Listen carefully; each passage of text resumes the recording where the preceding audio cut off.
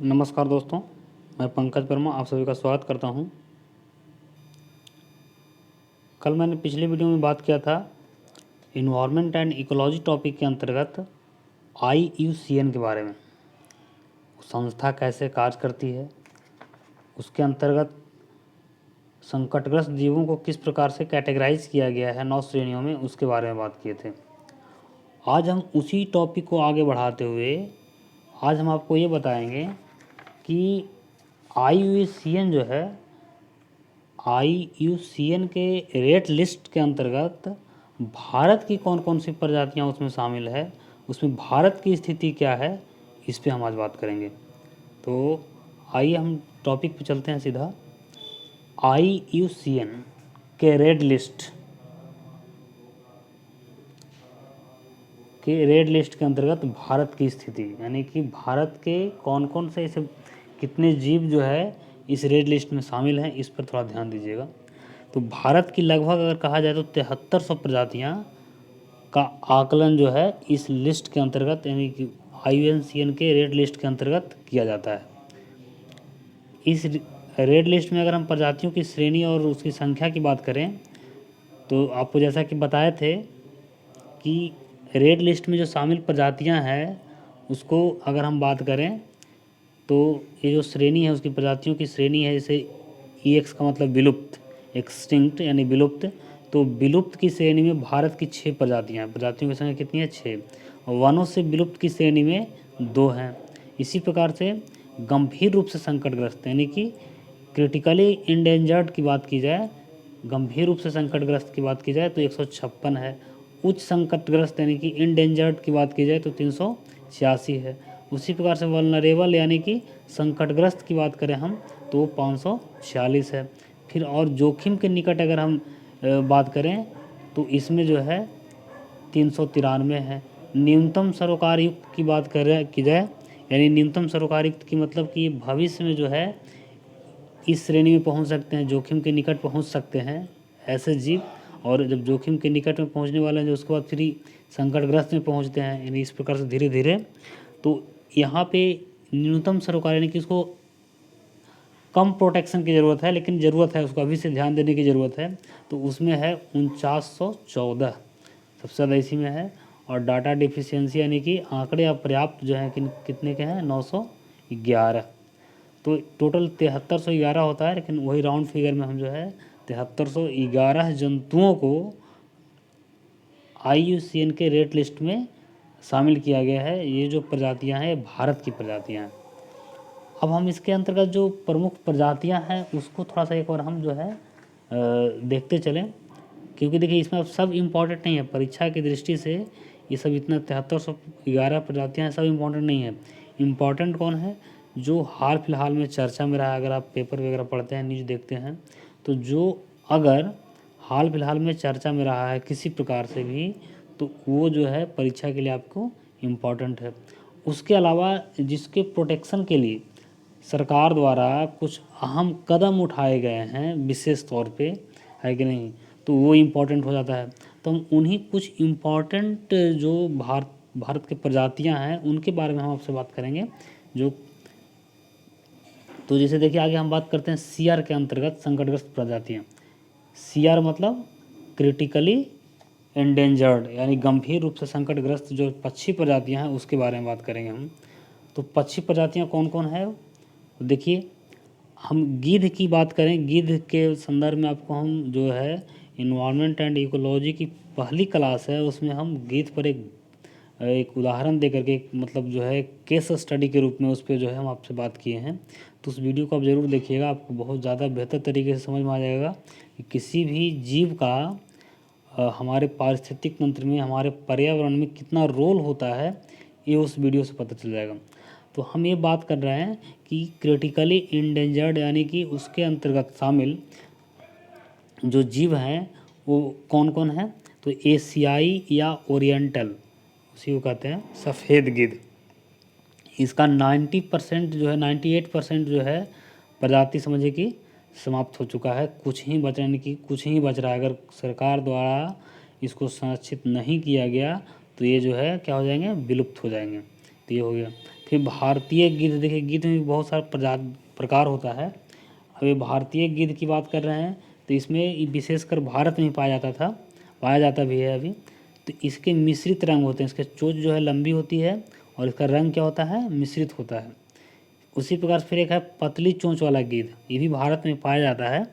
फिर लाल सिर वाला गिद्ध, तो ये सब गिद्ध का ही कैटेगराइज है और इसका 90 से 98% यानी कि 90 से 98% तक सदस्य में इसकी जो है कमी आया है। तो इसलिए इसको जो है क्रिटिकली इंडेंजर्ड की श्रेणी में रखा गया है।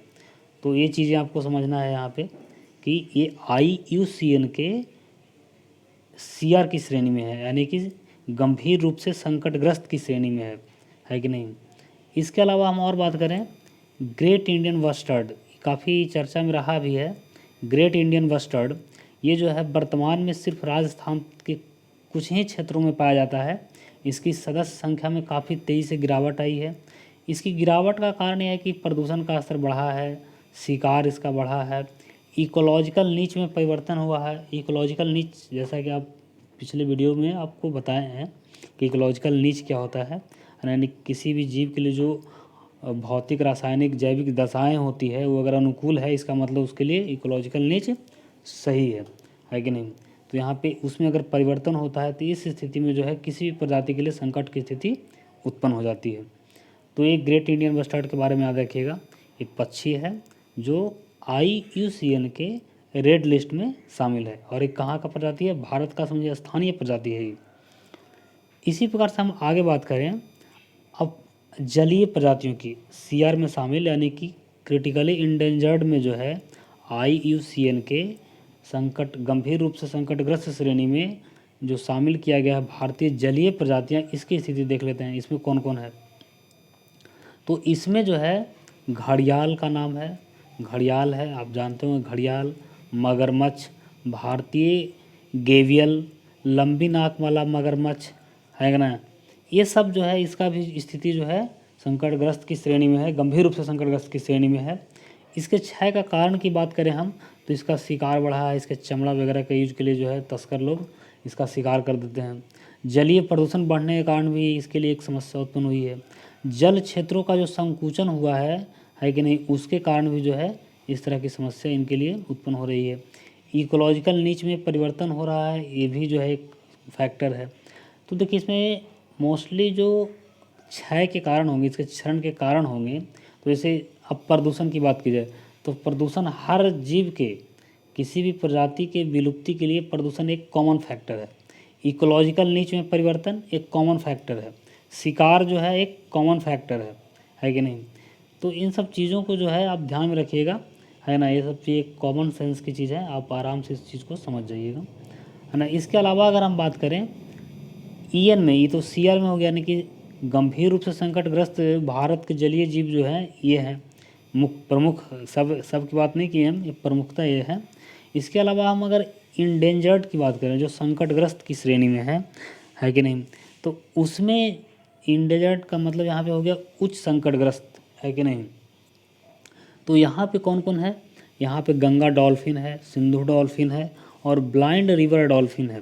तो ये डॉल्फिन का ध्यान रखिएगा, ये जो है IUCN के संकटग्रस्त की श्रेणी में भारतीय जलीय जीव हैं, है कि नहीं। तो ये चीज़ भी आप ध्यान रख रहे होंगे, याद रखिए इसको। नेक्स्ट जो है अब हम बात करते हैं जंतु प्रजाति के। हमने पक्षी के बारे में बात कर लिया, जलीय प्रजाति के बारे में बात कर लिया, जलीय जंतु के बारे में बात कर लिया जो IUCN के रेड लिस्ट में शामिल है। अब हम IUCN के रेड लिस्ट के अंतर्गत जो संकटग्रस्त जंतु प्रजातियां हैं उसके बारे में बात करेंगे। अभी जंतु प्रजातियां में जो है आगे CR में शामिल कौन है इसको देखते हैं। CR यानी क्रिटिकली इंडेंजर्ड जो है, यानी गंभीर रूप से संकटग्रस्त है, उसके बारे में बात करते हैं। ये काफ़ी इम्पॉर्टेंट है। पहला है मालाबार कस्तूरी बिलाव, मालाबार कस्तूरी बिलाव। देखिए ये सब नाम हो सकता है कि आप पहली बार सुन रहे होंगे, आप कभी इन सब नामों से परिचित नहीं होंगे, तो कोई घबराने की बात नहीं है। इसको एक पहला तो इसको प्रयास कीजिए, नाम से परिचित होने का प्रयास कीजिए। इसके लिए अगर आपको कोई भी जीव का नाम जैसे बोला जाता है, आप वो उसको नया लगता है, आप निस्संदेह गूगल कीजिए, गूगल कीजिए, उसका इमेज देखिए, उसका फ़ोटो देखिए। वो उससे क्या होगा ना कि आपके अंदर एक माइंड में जो है विजुअलाइज हो जाएगा कि ये जीव इस प्रकार का है और ये जो है विलुप्ति के कगार पे है या संकटग्रस्त है, गंभीर रूप से संकटग्रस्त है। तो ये चीज़ें माइंड में मेंटेन हो जाएगा। ऐसे हम आपको इसी वीडियो में इन सब चीज़ों जो जीव का हम नाम ले रहे हैं, जो आपको नया लग रहा है, उन जीवों का हम फिगर भी दिखाएंगे, उसका फ़ोटो भी दिखाएंगे, है कि नहीं। तो आगे एक बार पहली नज़र में आगे हम उन प्रजातियों के नाम को देख लेते हैं, उसके बाद एक नज़र में जो है उनका फिगर भी देख लेंगे कि कैसे होते हैं, है कि नहीं। तो ये जो है मालाबार जो है कस्तूरी बिलाव जो है ये पश्चिमी घाट के लिए स्थानिक है और ये जो है क्रिटिकली यानी गंभीर रूप से संकटग्रस्त की श्रेणी में शामिल किया गया है रेड लिस्ट, IUCN की रेड लिस्ट में। उसके बाद बाघ का नाम तो जानते होंगे, इसका वैज्ञानिक नाम है पैंथेरा टाइग्रिस। वैज्ञानिक नाम है इसका पैंथेरा टाइग्रिस। इसका क्षेत्र विस्तार की बात करें तो कहाँ कहाँ पाया जाता है, ये भारत में पाया जाता है, बांग्लादेश में पाया जाता है, भूटान में पाया जाता है ना, नेपाल में पाया जाता है, इंडोनेशिया में पाया जाता है, मलेशिया में पाया जाता है। तो ये जो है ये भी IUCN के रेड लिस्ट के अंतर्गत जो है क्रिटिकली इंडेंजर्ड की श्रेणी में शामिल है। अब हम इसी प्रकार से लॉयन टेल्ड मैकाक की बात करें। सिंह देखिए, लॉयन टेल्ड मैकाक, इसी का मतलब हुआ ही सिंह पूछिए बंदर, यानी सिंह के आकार वाला बंदर। बंदर को आप लोग नॉर्मली देखे होंगे, लेकिन बंदर जो उस टाइप का जो उसका फेस आगे से जो हो, जैसे सिंह का होता है ना बाल वगैरह आगे मुंह के पास, तो उस प्रकार से उसका भी बाल होता है। हम इसका फिगर दिखाएंगे तब वो क्लियर हो जाएगा, है ना। ये भी जो है पश्चिमी घाट के लिए स्थानिक है, नहीं वहाँ का स्थानीय प्रजाति है। लोकल भाषा में इसको वनडेरू भी कहा जाता है मैकाक को, तो ये चीज़ ध्यान रखिएगा। ये भी जो है IUCN के रेड लिस्ट में CR की श्रेणी में है। उसके बाद है हिम तेंदुआ। ये जो है भारत में हिमाचल प्रदेश, जम्मू कश्मीर, उत्तराखंड में पाए जाते हैं। ये भी जो है IUCN के रेड लिस्ट के अंतर्गत क्रिटिकली इंडेंजर्ड में शामिल है। इसके बाद ये लाल पांडा, ये सब बहुत बार सेट उट में भी आते रहता है। आप वनडे एग्ज़ाम के लिए SSC, रेलवे सब का सेट बनाते हैं तो उसमें आते रहता है कि लाल पांडा मुख्यतः कहाँ पाया जाता है कि नहीं। तो ये जो है लाल पांडा मुख्यतः अगर कहा जाए तो ये सिक्किम में, पश्चिम बंगाल और अरुणाचल प्रदेश में पाया जाता है। ये भी जो है IUCN के रेड लिस्ट में क्रिटिकली इंडेंजर्ड में शामिल है लाल पांडा। इसके बाद हम बात करें तो और एक जंगली जल भैंसा, इसको एशियाई भैंसा भी बोला जाता है। ये मुख्यतः MP और असम में पाया जाता है। और इसके अलावा एक और है नीलगिरी तहर। ये जो है पश्चिमी घाट में जो है स्थानीय जंतु है ही, और ये भी जो है ये दोनों भी आपको IUCN के रेड लिस्ट के अंतर्गत क्रिटिकली इंडेंजर्ड में शामिल है। तो आप ये चीज़ें बहुत आसानी से समझ गए होंगे। ये तो हुई बात जो IUCN ने शामिल किया है और इम्पॉर्टेंट जो जीव थे उसका नाम लिए हम, जो हाल फिलहाल में चर्चा में रहे हैं, है कि नहीं, उनका नाम लिए। इसके अलावा अब हम उनका भी नाम लेते हैं जो ministry of environment, forest and climate change, यानी कि भारत सरकार के द्वारा कुछ जीवों को कैटेगराइज किया गया है और भारत के द्वारा मतलब एक तरह से दावा किया गया है कि इसे भी IUCN के रेड लिस्ट में शामिल किया जाए, है कि नहीं। इसे भी IUCN के रेड लिस्ट में शामिल किया जाए। तो उसी चीज़ को प्रमोट करने के लिए भारत सरकार ने क्या किया है कि IUCN से अलग स्थानीय स्तर पर कुछ प्रजातियों का वर्गीकृत किया गया है, कुछ प्रजातियों का वर्गीकरण किया गया है कि ये श्रेणी भी जो है, ये प्रजाति भी विलुप्ति के कगार पे हैं या संकटग्रस्त की श्रेणी में है। तो ये भारत सरकार द्वारा किया गया है। तो ये भी काफ़ी इम्पोर्टेंट है जो आपको जानना ज़रूरी है। तो इसमें हम बात करते हैं, ज़्यादा नहीं, कुछ ही इसमें है, तो इसको देखिए ध्यान से।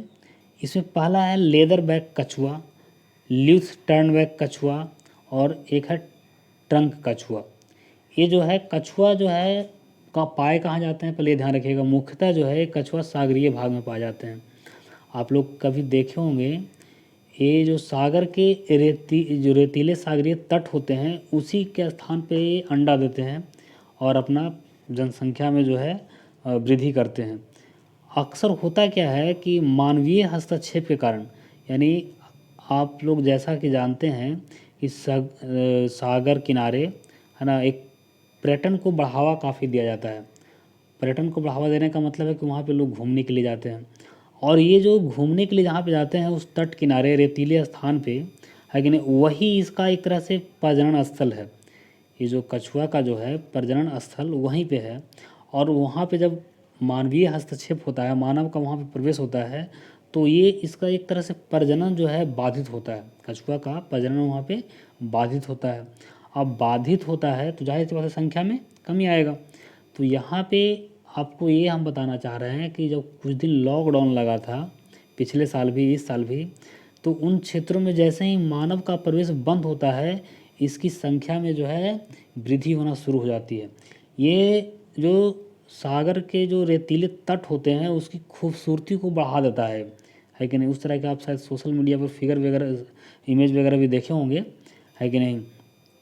तो ये जो है आपको ये ध्यान रखना है कि ये सागर में अंदर में नहीं पाए जाते हैं। ये जो है मुख्यतः इसका जो प्रजनन स्थल है वो क्या है, सागर के तट के किनारे जो रेतीले स्थल होते हैं वहाँ पे।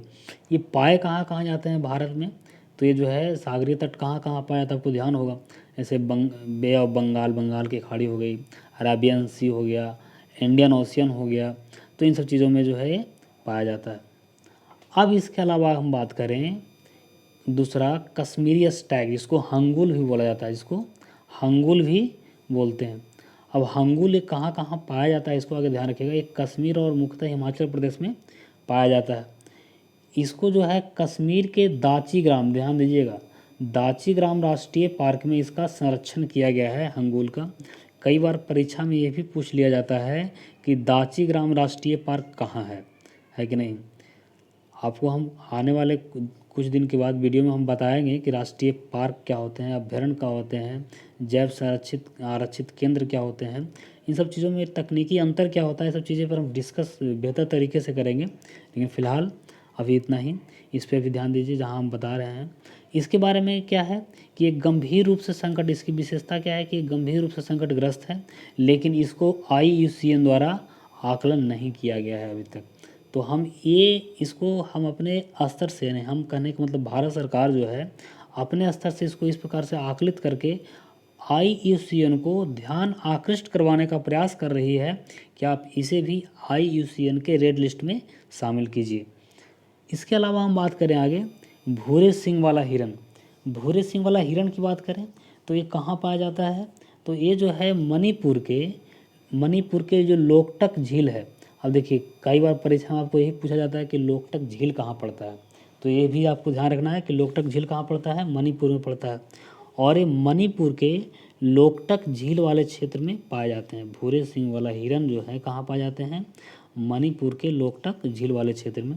ये भी जो है वही बात है, संकटग्रस्त है गंभीर रूप से, और लेकिन IUCN द्वारा जो है इसका आकलन नहीं किया गया है। उसी प्रकार से नेक्स्ट है निकोबार मेगापोड। ये निकोबार द्वीप समूह में पाए जाते हैं। सुनामी के कारण इसका सर्वाधिक विनाश हुआ है और ये अवैध शिकार इसका भी बढ़ा है।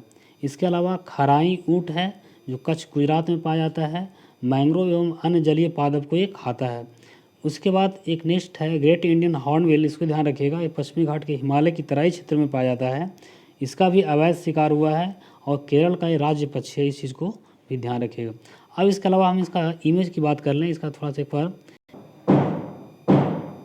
एक कस्तूरी बिलाव है। उसी प्रकार से जो है ये लॉयन टेल्ड मैकाक जो है, मैकाक है, इसको आप गूगल से भी देख सकते हैं, है कि नहीं। उसी कवर से जो है हिम तेंदुआ है ना, इसको भी सब IUCN के रेड लिस्ट में शामिल है ना। उसके बाद लाल पांडा है ना, जो सिक्किम में पाया जाता है। इसके बाद हम बात करें जंगली भैंसा है कि नहीं। इसके बाद देखिए नीलगिरी तहर यही है, इसको भी IUCN के जो है रेड लिस्ट में शामिल किया गया है। इसके बाद अगर हम बात करें तो ये जो है आपका लेदर बैक कछुआ है ना। ये जो है क्या है, ये भारत सरकार द्वारा इसको कैटेगराइज किया गया है। उसी प्रकार से ट्रंक टर्टवाइज है ना। इसी प्रकार से यहाँ देखें कश्मीरी स्टैग की बात करें, यानी हंगुल की बात करें, है ना, ये भी जो है भारत सरकार द्वारा इसको संरक्षित किया गया है ना। हंगुल को, जैसे अभी हम बताए कि इसके बारे में, दाची ग्राम राष्ट्रीय पार्क में इसका संरक्षण किया गया है।